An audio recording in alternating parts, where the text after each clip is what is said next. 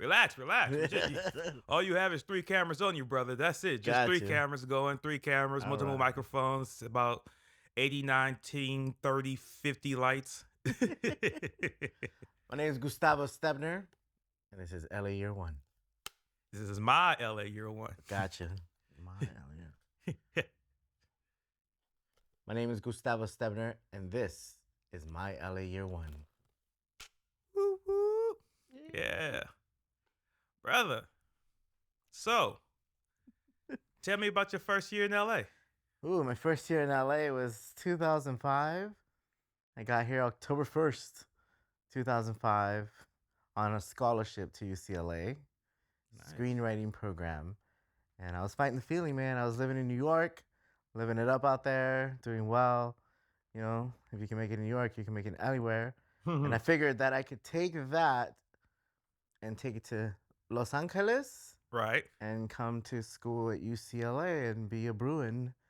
And boy, it was an adventure, to say the least. You know what I find funny is the people in doing these, I find that the people who have the most difficult time in their first year in LA are those who had some success in New York first, then moved to LA. Because the whole you can make it in New York, you can make it anywhere. But what I find is LA does not give a fuck about that. Is that true? That is true. And I would say the first thing that you see is New York is a very human scale place. You don't need a car. You can walk everywhere. You can have human contact. And my first impression in Los Angeles was that I didn't really have that. I needed a car to go everywhere. It felt like the witness protection program, everything closed early. And there was really no human contact unless you were in a classroom or at work or a theme park, Hmm. and I found that to be very difficult when I first arrived here. So how did you combat that? Like, as we know, community building a community in LA is important. Like, what was your support system like during that first year? Oh man, I was in my 20s, so even the concept of the word support system wasn't even part of my thought process. It was just Uh, like, I'm here at school, and school, UCLA, was the support system that I had without even knowing it was a support system. My classmates, my professors, even the lady, even my landlady, who also knew my hmm, professor. And it was really intense for me because I was going to school in New York. Sorry. It was really intense for me because I was going to school here at UCLA, but also I didn't have a job here. So I had to fly back to New York on the weekends and work and then come back. I I racked wait, up like so many miles. wait, so you were flying back and forth to New York for work in LA for school. Correct. How was that like? What was that like balancing that out?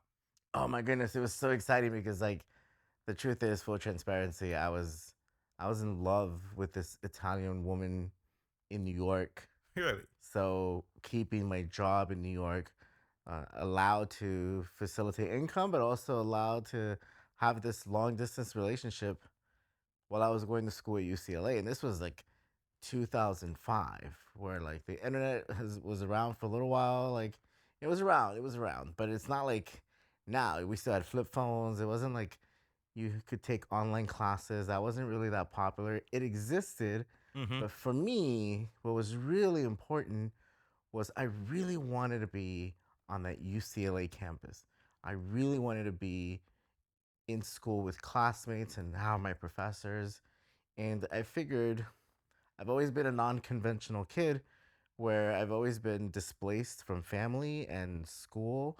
So I felt that New York was my anchor. I would work there, my relationship was there, but my school, my personal development and advancement professionally and educationally was in LA. And so it was very difficult. how how was it on the woman that you were in a relationship with? Oh my God, it was so difficult, man. And I was so good looking and cocky at the time. I was so beautiful, man. I had this gorgeous hair. I don't have much left, but um At the time, I was so young and so cocky and selfish to try to think that I can make it all work. Where I was like, yeah, I'll date this girl in New York. I'll go to school at UCLA.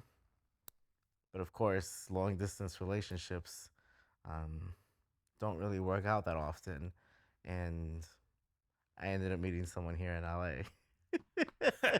While still dating the woman in New York? Oh, uh, I was a free agent, technically, looking for, a home, but so I won't out myself that I won't out myself on a technicality, but I would say my heart and mind were in two different places with two different women, and that really defined my year one in LA. You know, I share this with people at times. With my first year in LA, something that I learned was my whole life, you hear the youth is wasted on the young. I Yes. never really understood that until my first year in LA when I realized it was like my third time in my life, like starting over, and it's 29 years old, going on 30. And I was like, oh, the youth is wasted on the young because when you're young, you don't realize how youthful you are at that time. Right. And so hearing you and what you are saying, where you're trying to balance these things out and you're not recognizing what you have in that moment. And Absolutely. it sounds like you really missed that Italian woman in New York.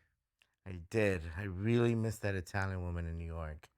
But as things started to develop, I realized quickly that the woman here in Los Angeles was a completely different type of person that I had ever known, and it was an incredible experience meeting and falling in love with this other woman at the same time that I was falling out of love from New York, because not only was it monumental to my personal development as a young man, but it also defined how I look at my relationships with the city of New York and the city of Los Angeles.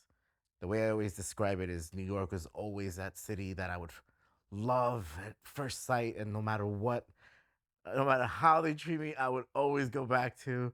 And LA was the woman that was so beautiful, but I wasn't really that into, but Hmm. yet had so many opportunities for growth and comfort and love. And that was the experience that I had with these two women. So that cemented how I looked at New York and LA. But as things started to develop, I realized that Los Angeles gave me things that New York did not. And that's when things really got interesting because, as a filmmaker, I always feel that New York is always a great place to be, but Los Angeles is where all the decisions are made for cinema. And I wanted to work in Hollywood, I wanted to work in movies and television and radio. And for me, LA was the mecca of cinema in the 20th century. Well, 21st century at this point. When your heart is split between two, it's hard to see everything that is divided into. But and we don't really get a chance to see the things that we missed until the moment has passed when we have time to reflect and we're like, shit, Right. like if I would have just focused here, I would have saw this. And I imagine it was like that for you when it came to both the cities and the women. Right. And you said the word support system, Mhm. and it was one of those things that I was fighting the feeling against LA because I had a wonderful support system in New York. I had a wonderful support system in New York, but in Los Angeles, I had to start over. And in starting over, it was exciting, but yet it was Scary. scary. It was like, where do I step? Like, how am I going to meet people? And all I wanted to do was run home to New York. But Go to your comfort zone. exactly. But I also knew that I like to swim against the current. I love to explore. And I knew that if I just gave LA a chance, that I would have a wonderful experience. And I've been here 18 years now. Nice, nice. So, and so with having work in New York and while educating yourself in LA and trying to build like that those work relationships out here, what were the financial struggles that you had to deal with? Oh my goodness. Well, in the first year, my financial struggles was that my presence in LA was I was as a student, and I had a scholarship for my education, but that was it. Like any spending money, any like rent, any transpo, it was all like I had to figure it out from somewhere. But I didn't have any connections. I didn't have a network here, so I just kept pumping money from New York to keep me here. And I also was really lucky with an agency that I was with out of Miami. They would come here and shoot a lot. So when they would come here, I would connect with them. But it was a real struggle. And I feel that it was a struggle because the human connection is also a little guarded here. People are in their cars. It's hard to meet people here. And so to network here, you really had to be savvy in how to do that. And for me, it took a long time to really just pivot into that frame of mind. Mm. What was that defining moment that you had that let you pivot into that mind? Oh my goodness. So at the end of my school, literally it was like a freaking movie where struggle the whole year. And then at the end of the year, like I'm still like flying back and forth to work with my friend um, in New York. And eventually, this friend connected me with another woman here to work at Universal at NBC, and that changed the whole game Mm. in LA. And what happened immediately was they had offered me a job at NBC to edit some TV shows, and that anchored me in LA. That cemented me here, and that was even more scary than not having a job. It was like, what? I was so used to just flying by the seat of my pants, freelancing, trying to figure it out. And yet this job that offered like was a job for a year guaranteed, my first six-figure job. And I was so scared to sign the papers. Like I was trembling at the idea that I had to commit to 52 weeks on a TV show. And it, it was excruciating at the same time, but so exciting. But I signed on the spot, and that changed my whole life in LA. Tell me more about those nerves that you had. Did you fear like having to commit to this one thing for a year? Was it imposter syndrome that you're dealing with? Well, Was it yeah, Sh- that's the work that I was doing in New York. It was it was post production stuff, and I got burnt out real quick because I never trained to be working in post production. Mhm. I was writing, I was a trained writer, I was a trained producer, but to adapt into post production for survival purposes to bring in money was my stripper pole. It was like, yo, this is what we're doing. Silver guns at my hips. This is how we're making money. Okay, it was not my craft, wasn't my training. So it was I got burnt out really young. But then the opportunity to take the things that I had learned and practice it in a different environment that was higher level, bigger visibility, more resources, more money. Yes. It allowed me to actually continue to fake the funk and be like, yo, I know how to edit, which I did. But what I did not know at the time was how to actually manage emotions with the pressures of deadlines, or how to manage expectations, or even how to delegate the workflow, because it was like, oh my goodness, like I don't know what this is. I just know how to cut, but like so having so much pressure to do everything and then learning through a system that you don't have to do everything actually eased the pressure, and it actually alleviated the workflow, that it actually became fun. I always mess up this quote, even though it's my own that I said to a friend on set, where he was apologizing for something, and I told him I was like, a lot of times on film sets, you as you're in it, you learn quickly that damn near nobody really knows what the hell that they're doing, but you work with the people that will figure it out. because every gig is different. Right. And what everyone has nerves going into a new gig because we love because oftentimes a person loves what they do and you don't know what to expect, but you just focus on what's the next thing you have to do once you're there. Once you learn what's the first thing you have to do, you'll be all right. Right. And that's the professional part. It's like, hey, we've been here before, we've Hmm. done this before, even though it may not be the way they may do things, it may be a new system, but it's trusting, having that confidence in yourself that it's like, hey, I'll be able to figure this out because Right. the reality is it's what we're not showing up to Hogwarts. Regular people like you and I do these damn things. Hmm. They just figured it Absolutely. out. Exactly. And that's the people you want to work with too. It's like, hey, cool people you can tolerate to be around who can figure it out. Absolutely. And as all this was happening, my reason to come to Los Angeles was to be a filmmaker. And that's, um, well, let me say that again. The reason I came to Los Angeles is because I was already a filmmaker in New York and in Texas, shooting things in Mexico and in Spain. So I was already making movies. I just really wanted to take my stuff and level up. Right. And I figured like New York and then Los Angeles would be graduating to that level. And my backstage pass into this industry was post production. In it seems like you also learned too in that like getting into post production, learn to be more versatile, Yes. which is a very important thing when, especially when we're talking about people of color, Right. right? It's like the more versatile you are, the more likely you are to work. Now you hear there used to be a thing even when I first came out here in what's that 2014, is it was frowned upon if you did more than one thing in the industry, right? Right.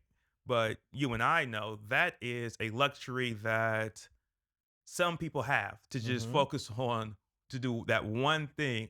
Others, if we just did one job, Yeah. then we would be homeless. Yes. I really struggled in LA my first year because I really came here with the idea of development professionally. But what threw a wrench in the game was that I was emotionally compromised because I was in love and I fell in love. And looking back, I realized that I emotionally and mentally, it was probably a very dangerous time for me to be here by myself without having the fortified psychology to understand what I was actually going through at the time. It was like driving the car while changing the tires. And I always knew like the left brain of me is like, I'm here to be a filmmaker and to flex and create, but I also need nurturing and love, and I want to be loved and I want to love. But at the same time, I was dancing around. I didn't really know how to articulate that for myself. So I had shortcomings in my personal life. And so it actually really threw a whole like difficult experience in my emotional personal life that it stunted my professional development here. How I actually graduated from UCLA and did well in school, I don't know how. But to connect and continue what I always call the quest, Hmm. right? The quest is to create and be a creative person and tell stories. And sometimes those stories are through radio, television, or film, or paintings, or cryptic love notes. And for me, my entry into the world of the spectacles was because my mother was an actress, my grandmother was an actress and a singer, and so I always loved to see them perform. So performing always came natural. And for me to be on stage performing was the first thing that I ever did as a little boy. And then growing up and discovering technology, like, oh, there's movies, like you're consuming stories on all these devices at the time in the in the 80s when I was a little kid, it was radio, TV, film. There was no internet yet, there was no iPhones. And so consuming things and you had to really imagine. And I feel that no matter what's happened, the imagination has continued to be with me. So to tell stories on any mechanism that works has always been my lifeblood. So it hopping in, and even though you look back and you say to yourself, maybe I wasn't ready, but it does sound like you was ready, because what is ready, right? Wow. Because as we know, people who strive for perfection in the right moment are fools. Right? It's and how many times since you've been out here have people came to you, talked about a project that they're about to do, right? But it's just not right. And then so they're constantly like working on it, Right. right? Until it's perfect, especially if you say people with podcasts or whatever, short I've, films and stuff, I've right? been there myself. Right. But then people who just hop in and figure it out on the go, I find are like the most successful people, because Right. that's why I always advise people. People who come and they say they want to do something, I'm like, Hmm. okay, go do it. And they're like, well, blah, blah, blah, blah. I'm waiting for this to happen, and I have to have this. And I'm like, no, just go and Yeah. figure it out while you're going. And so because many people have said where you said, and I've talked to on this show, and some of their advice is, have a plan. Excuse me, have a plan. Make sure all your ducks in a row and all this stuff. And I always tell them off camera, I was like, I strongly disagree with that. Get here, Yeah. then figure it out. Hmm. Like you find out a lot about yourself. Like it forces you to find that dog in you. Like I say this, I Yes. know this for a fact that everybody got that dog in them. And I was like, but you have to challenge yourself to do something that you don't think you can do, so that dog in you can come out. And Right. once you know you got that dog in you, then you like, oh, okay, where I thought my ceiling was it was actually much lower than where it actually is. So let me go out and try to find my ceiling. And that's how you wind up doing things that you never thought that you're able to do. Like you said, like you thrived in school while working in New York, and then finding landing a gig at NBC. Yes. That doesn't happen if you don't jump into the deep end. I agree. I agree completely. I definitely feel that you don't learn to swim in the shallow end. Nah. You don't, you become a strong swimmer when you're swimming against strong currents. Right. Maybe have some eyes on you though. Right. I mean, there's a difference. There's a difference between a risk and a calculated risk, right? Right. If you're gonna come here, make sure your credit's good, make sure you have money, right, stashed, then just get here because that's the thing that I. I even go against that. It's like, right? It's because it's how long it's gonna take to build up credit. I Well, mean, or to make your credit good if it's bad. right. That could take years. It's true. It's true. Time. We have more time than we think. We Right. also have less time than we think. And so it's, hey, let's move accordingly.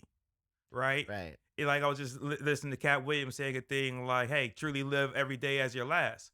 Right? And so, what would you rather do? Build your credit up in your last days, Right. or go for it and move to LA in your last days?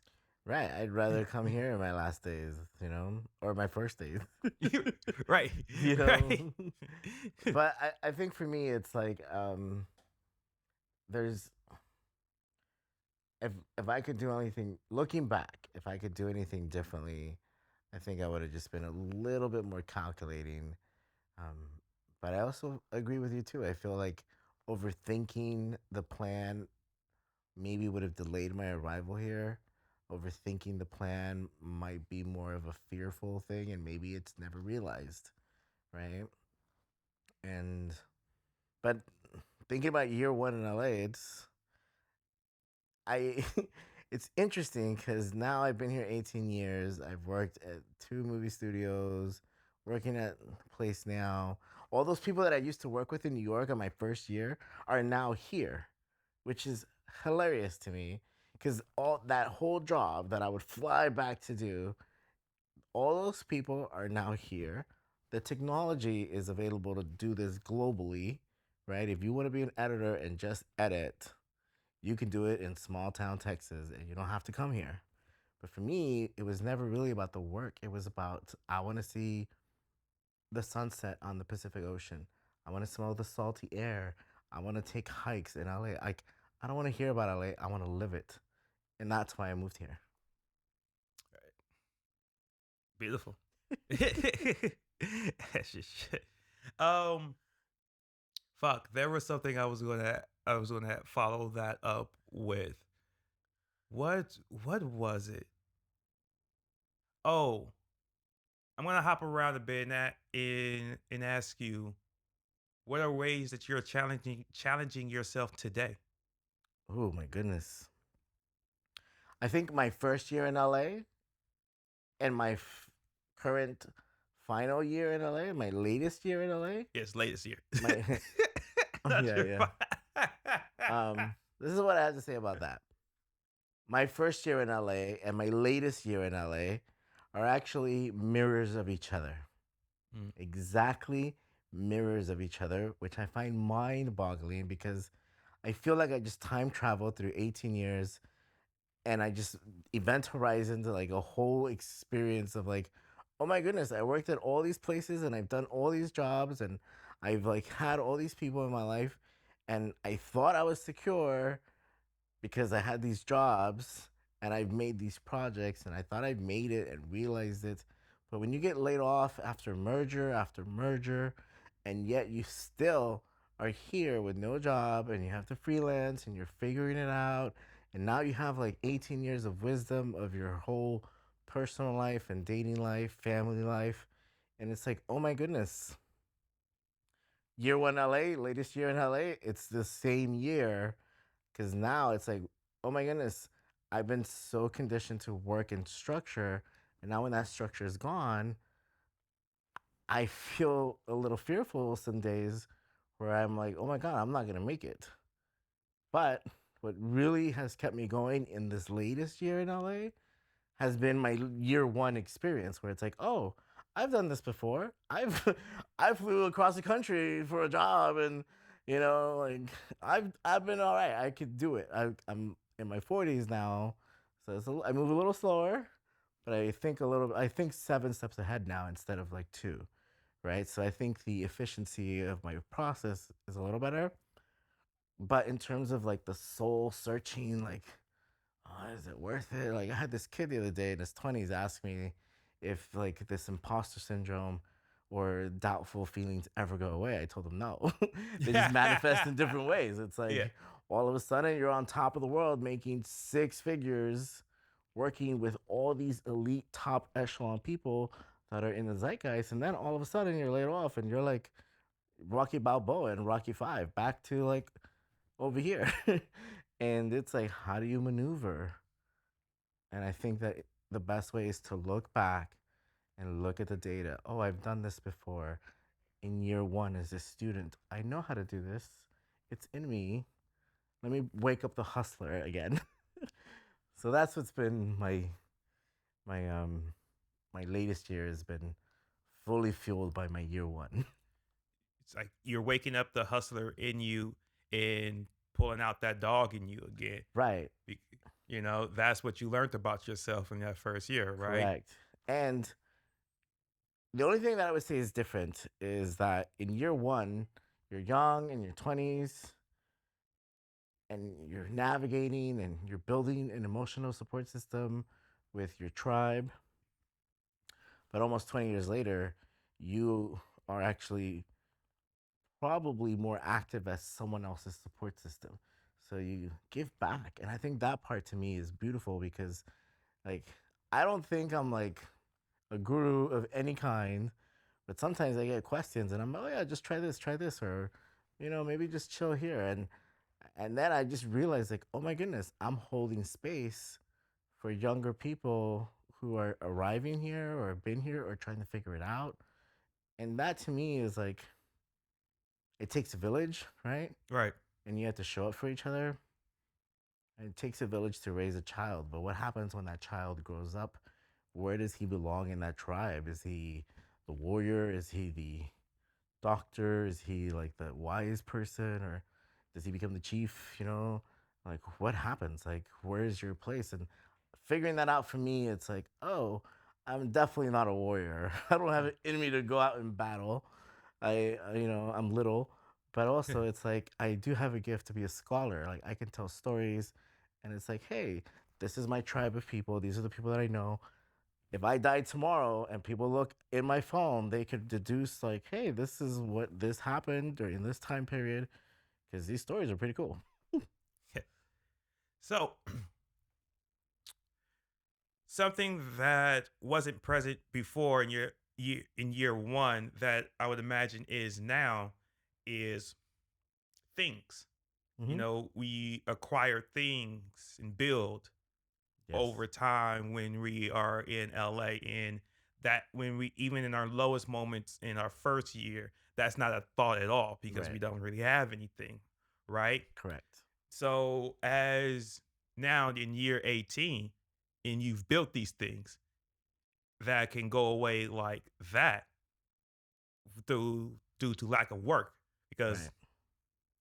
working in this town, I mean, the waves we ride, right? Oh, It's yes. like those high waves are so high, and it's very hard to see us not riding those high waves anymore. All we can just see is us continuing to ride the wave up. It's like, oh fuck, Right. things are finally clicking the way I envision. This Absolutely. is, yeah, as you said, six figures and multiple six figures, and then you blink your eyes, and it's like, oh wow. Yeah, it gets real, real fast. Real fast, right? So how how do you deal with that? Like that fear of losing everything that you've built, Mm. or does that creep in? Oh, it creeps in for sure. Right.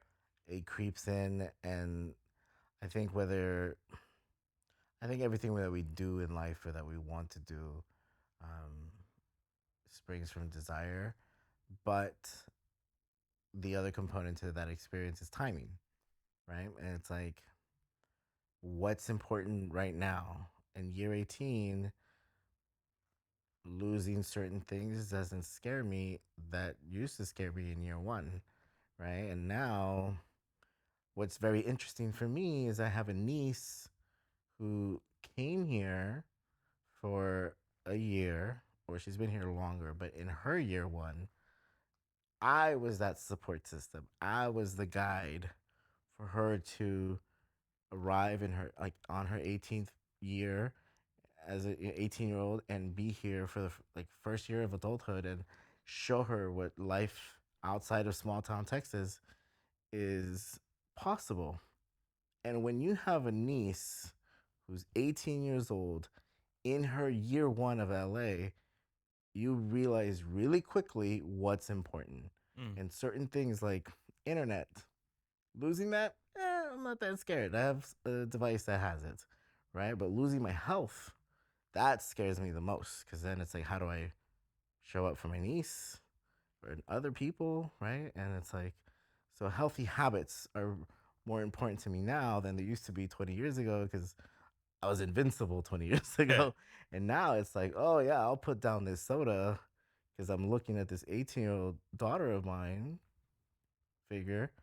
And it's like, oh, I want to be around to see her like in 20 years from now. And it's like, so to lose things doesn't really scare me, but losing people and relationships when people die, that to me is the scariest part, you know?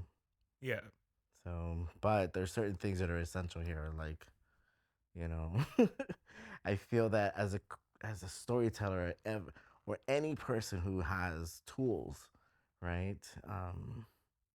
Losing the tools is scary, but they're replaceable. This morning I had a situation with my eye, and I would give up everything to be able to see. Like I could see, thank God, but the fear of losing my vision was so scary that nothing else mattered in that moment. So I think that the idea of losing things or people, it really comes to timing, you know? So I would say that it all depends on what's happening. But yeah, losing money and time, I would say time we never get back, money we can get back. So, but losing both of those at the same time, I think has been the hardest. Speaking of health, how did you handle your mental health in that first year? I kind of have a idea, but I'm curious to hear you Oh, say so. there's three cameras and two microphones on me, so I'm compelled to be honest here. Um, I did not handle my mental health. I let my mental health handle me, and it was super scary. I did not do any therapy at the time. I had done therapy as a teenager and a young adult. I'm in therapy now, but in my first year in LA, flying back and forth from LA to New York, like, having wonderful experiences, and you're cocky and you're young. And to me at the time, it wasn't a priority, mental health. It was just like, hey, I'm here, I'm showing up, let's do this. And it's like, oh, if I would have prioritized my mental health, my whole experience in year one would have been completely different. Right. Yeah. So the reason why I say I have a good idea where what you're going to Yeah. say. I mean, I uh, neglected my mental health in year one. yes, black and brown people 20 years ago, males, we didn't know what the fuck mental health was. Who said mental health back then? Like what? But Right. what a beautiful time we live in today, and that's a thing that I'm so proud proud of to see the generation that's come after us. How well they are aware of their mental health. Yes. How are you handling your mental health today? I'm very proud of my mental health today, because today I'm very aware of things that I wasn't aware of before, and I'm aware of mechanisms to repair things if things come up.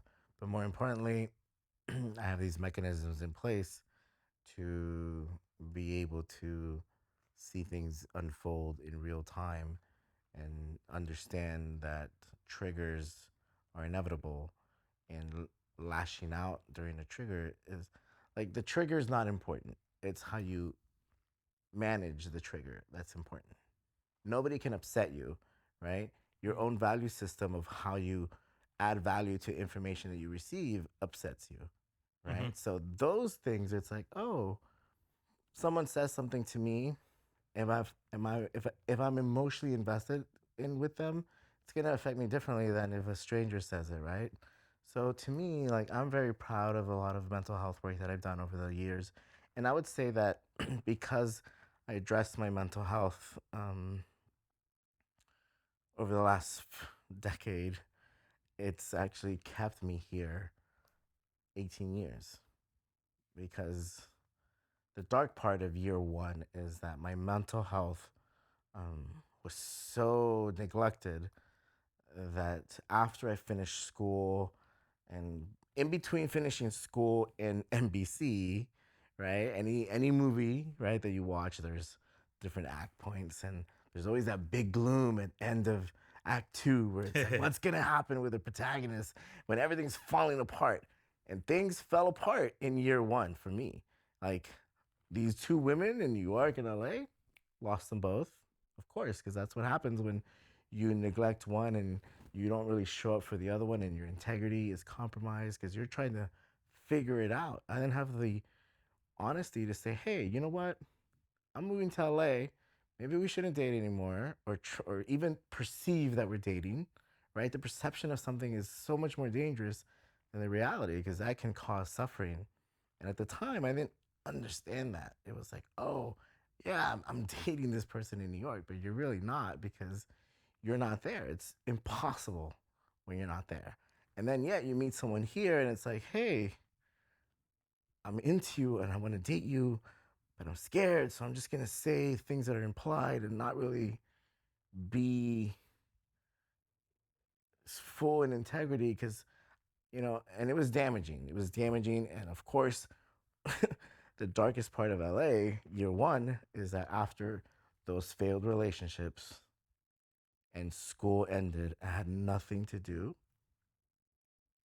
There's Whew. only a couple of things that could happen: Idle fight, hands. fight, Mhm. flee, or freeze. And I fled. I was like, oh, fuck, I'm out of here. I took off. I was like, yo, bye, LA. I'm going back to my comfort zone.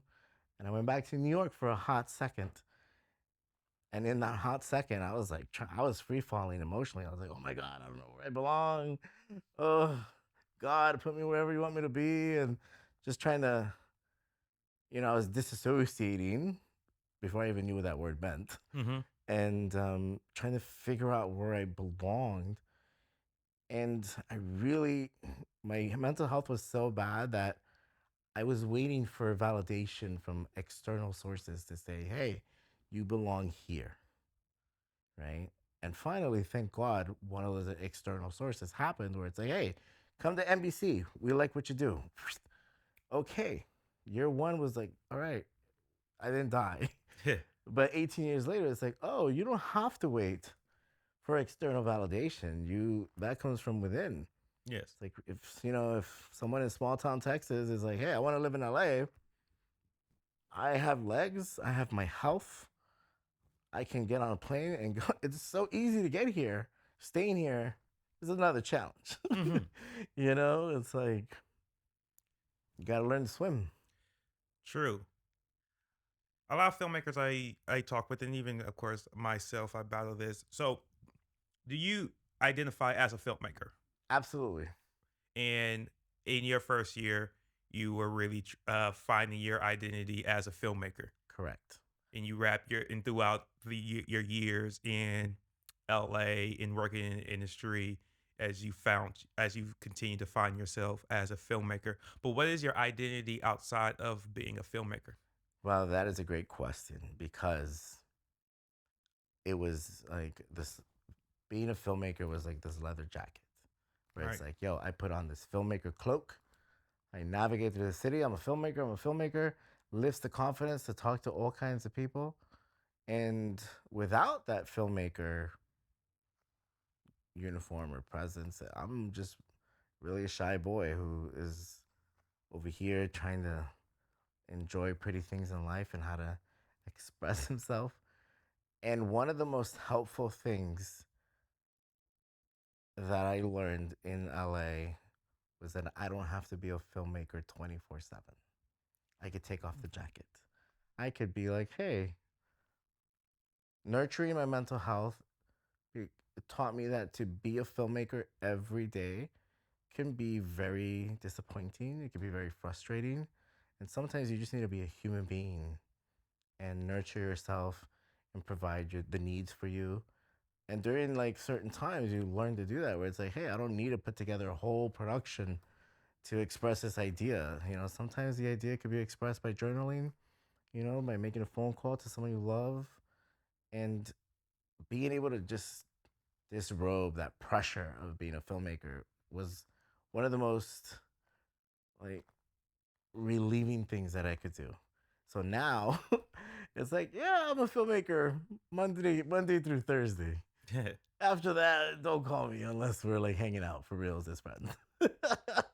I dig that a lot. Yeah, I've so a few things. A, you should really work on your hand gesture for journaling because that Mm. looked like something else completely. And so there you go.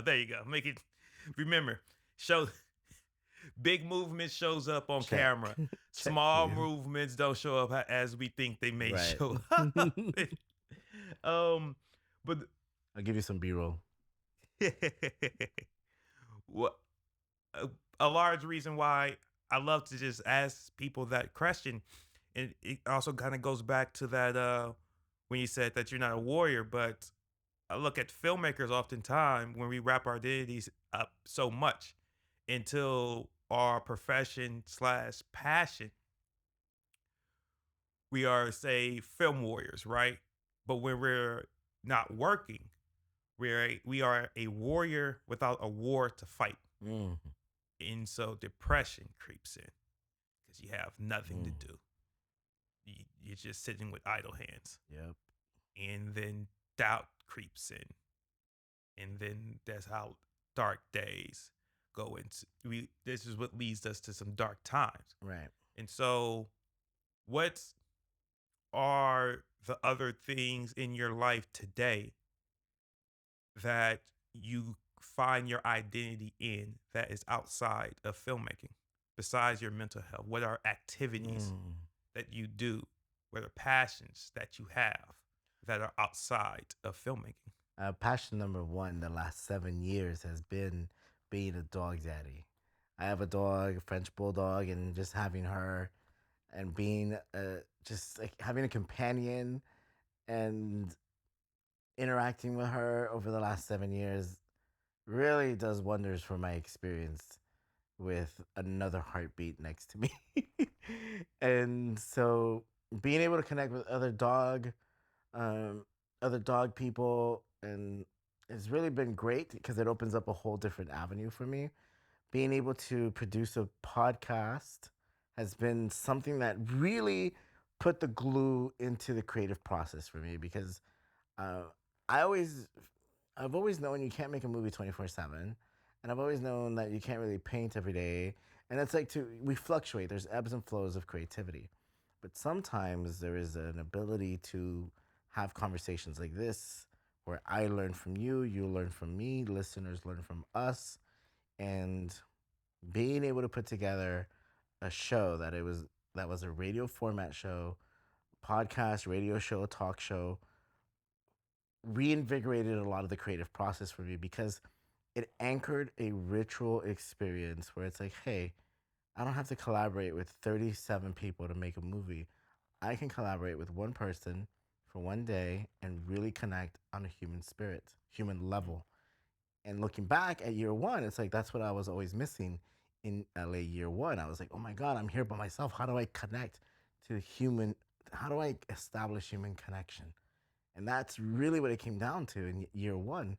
And now it's like, hey, to flex on a creative format like podcasting and poetry, that to me has been another community that I was not expecting. Poetry. Poetry, Oh. performing poetry at the Poetry Lounge and all over the country has been, it started off as this, like, let me see if I could do it. Let me see if I could actually share my poetry, right? And to me, like I've always been a purist where poetry is like designed for the reader. Like I'm reading this poem, this is poetry.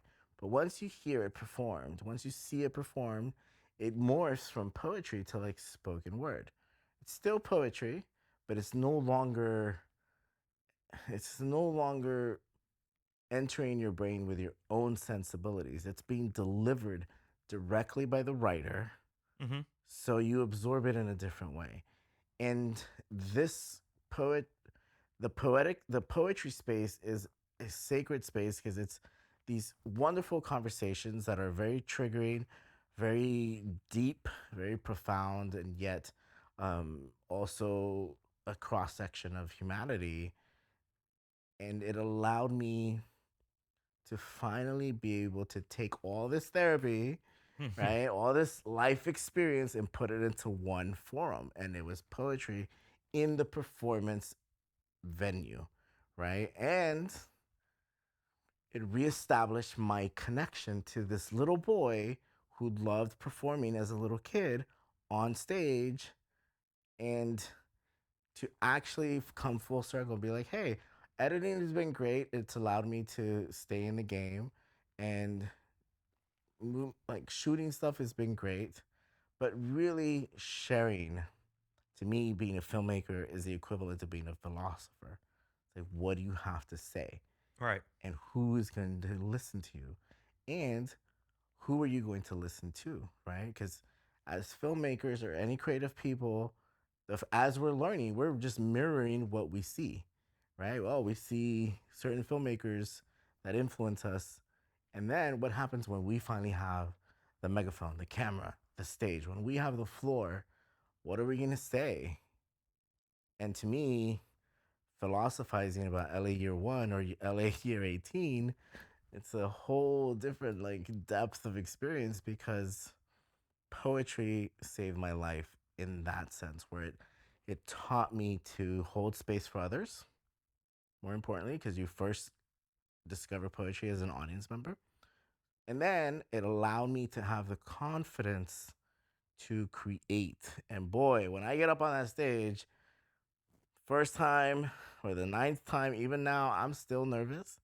I get super scared. I never advertise that I'm nervous, but it is scary. But it's such a safe space that it's so wonderful to really express. And it's allowed me to redefine my identity. And not gonna lie, there's been places where I show up, I go to a pet store or some places, and people will look at me and they're like, hey, you're that poet. I love your work. It's happened to me more times in the last year than anybody saying, hey, you're that filmmaker, you're that student from UCLA, you're the dog that, like, none of that. And it's like, yo, when you're not that tall and you want to be seen as this little kid growing up, it's like, oh my goodness, like to be able to be recognized, but also the recognition comes secondary to the impact, right? And that's what you learn in therapy, right? Intent versus impact, where it's like my intention to make a movie is this. I don't know how it's going to impact the audience. And so when I think about LA year one, my intention to LA year one was to come here and level up my game to be a better filmmaker. And I feel that I've been successful at that because the experiences that I've had have infused a philosophical conversation that is unforgettable. Like to have this opportunity to talk about year one makes me honor year one. As difficult and beautiful as it was, it's like sometimes I forget about year one, but I feel like to not forget about your first year in LA is something beautiful because you honor that time because it sets the tone of the rest of your 18 years. That's beautiful. And having like that full circle moment through poetry Yes. and that also like and having one hand wash the other when it comes to poetry and being a filmmaker and having that all wrapped up into your identity. So you say that you perform at the Poetry Lounge? Yeah, it's called the Poetry Lounge. Uh, it's every Tuesday, Uh-huh. and this place has been amazing. And what's been great about this place for me, it's that I first started performing there, just like, yo, this is my poem, blah blah blah blah. Applause. It's been great, but the more that I did it, I really started to connect and understand that it was more than just words. These were people's lives, right? People's the injustice that people experience in their life being shown to you on stage is awakening because when you're here in this city that is not that human scale, you're in cars, you're not really connected. It's hard to connect with people. So when you connect with someone on stage and they share their experience of what it's like to be a human during this time in history, going through certain things, it is thought provoking because you realize you're not alone. And it's taught me to hold space in my personal life and ultimately to be, I can be vulnerable on stage, but learning to be vulnerable in my real life, poetry has allowed that to happen. And so that's why I love poetry because it's not about words, it's about the experience. Brother, that was beautiful. Perfect. Perfect. Thank you. Thank you for doing this. This has been an absolute treat. Thank you. Thank you for having me, Skylar. Yes, yes, yes.